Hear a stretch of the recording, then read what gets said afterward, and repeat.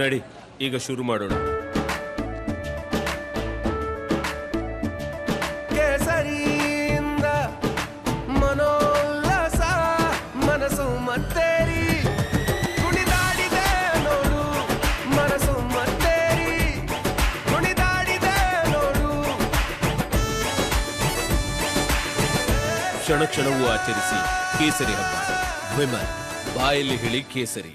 ಸಾಕಷ್ಟು ಕುತೂಹಲವನ್ನ ಕೆರಳಿಸಿರುವಂತದ್ದು ಪರಿಷತ್ ಚುನಾವಣೆ ಇಂದು ನಡೀತಾ ಇರುವಂತದ್ದು. ಶಿಕ್ಷಕರು ಹಾಗೆ ಪದವೀಧರ ಕ್ಷೇತ್ರದಲ್ಲಿ 3 ಕ್ಷೇತ್ರಗಳಿಗೆ ಇಂದು ಮತದಾನ ಆಗುತ್ತೆ. 6 ಕ್ಷೇತ್ರಗಳಲ್ಲಿ ಒಟ್ಟು 78 ಅಭ್ಯರ್ಥಿಗಳು ಕಣದಲ್ಲಿದ್ದಾರೆ. ಈಗಾಗಲೇ ಟೋಟಲ್ 4.33 ಲಕ್ಷ ಜನರಿಂದ ಇಂದು ಮತದಾನ ಆಗ್ತಾ ಇರುವಂತದ್ದು.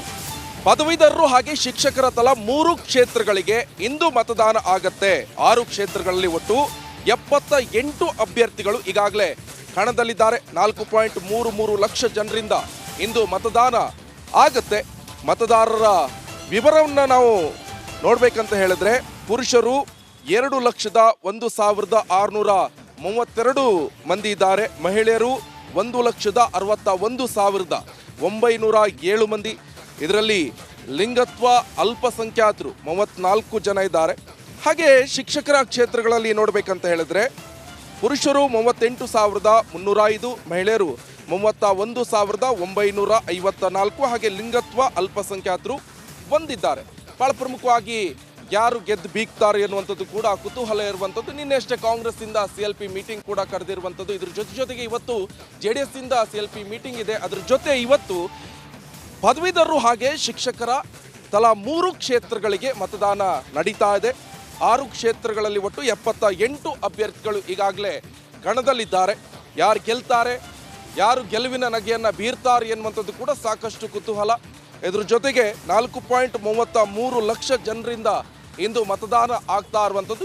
ಯಾರ ಒಲವು ಯಾವ ಕಡೆ ಇದೆ ಅನ್ನುವಂಥದ್ದು ಕೂಡ ಮತದಾನ ಆದ ನಂತರ ಗೆಲುವಿನ ಒಂದು ಹುಮ್ಮಸ್ನಲ್ಲಿ ಬೀಗ್ತಾ ಇರುವಂಥದ್ದು ಕೂಡ ಗೊತ್ತಾಗುತ್ತೆ. ನೋಡಿ, ಈಗಾಗಲೇ ಗಮನಿಸ್ತಾ ಇರ್ಬೋದು JDS ಆಗಿ BJP ಮೈತ್ರಿ ಆಗಿದೆ. ಈ ಬಗ್ಗೆ ಹೆಚ್ಚಿನ ಡೀಟೇಲ್ಸ್ ಅನ್ನು ಪಡೆಯೋಣ. ನಮ್ಮ ಪ್ರತಿನಿಧಿ ಸುರೇಶ್ ಫೋನ್ ಸಂಪರ್ಕದಲ್ಲಿ ಜಾಯ್ನ್ ಆಗಿದ್ದಾರೆ. ಸುರೇಶ್, ಈಗಾಗಲೇ 3 ಕ್ಷೇತ್ರಗಳ ಮತದಾನ ನಡೀತಾ ಇರುವಂಥದ್ದು. ಪದವೀಧರ ಹಾಗೆ ಶಿಕ್ಷಕರು, ಏನು ಅಪ್ಡೇಟ್ಸ್ ಲಭ್ಯವಾಗ್ತಾ ಇದೆ?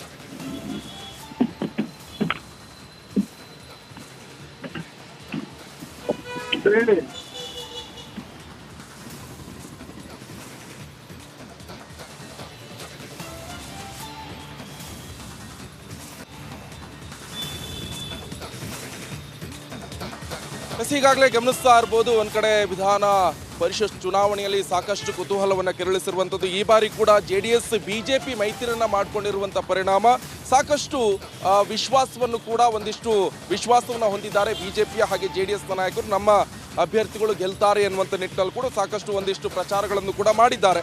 ಅದರ ಜೊತೆಗೆ ಇವತ್ತು ನಡೀತಾ ಇರುವಂಥ ಈ ಒಂದು ಪರಿಷತ್ ಚುನಾವಣೆ ಸಾಕಷ್ಟು ಕುತೂಹಲವನ್ನು ಕೆರಳಿಸಿರುವಂಥದ್ದು. 3 ಕ್ಷೇತ್ರಗಳಿಗೆ ನಡೀತಾ ಇರುವಂತಹ ಚುನಾವಣೆ ಇದು. ಯಾರು ಗೆಲ್ತಾರೆ ಎನ್ನುವಂಥದ್ದು ಕೂಡ ಗೊತ್ತಾಗಬೇಕಾಗತ್ತೆ. 6 ಕ್ಷೇತ್ರಗಳಲ್ಲಿ ಒಟ್ಟು 78 ಅಭ್ಯರ್ಥಿಗಳು ಕಣದಲ್ಲಿ ಈಗಾಗಲೇ ಇದ್ದಾರೆ.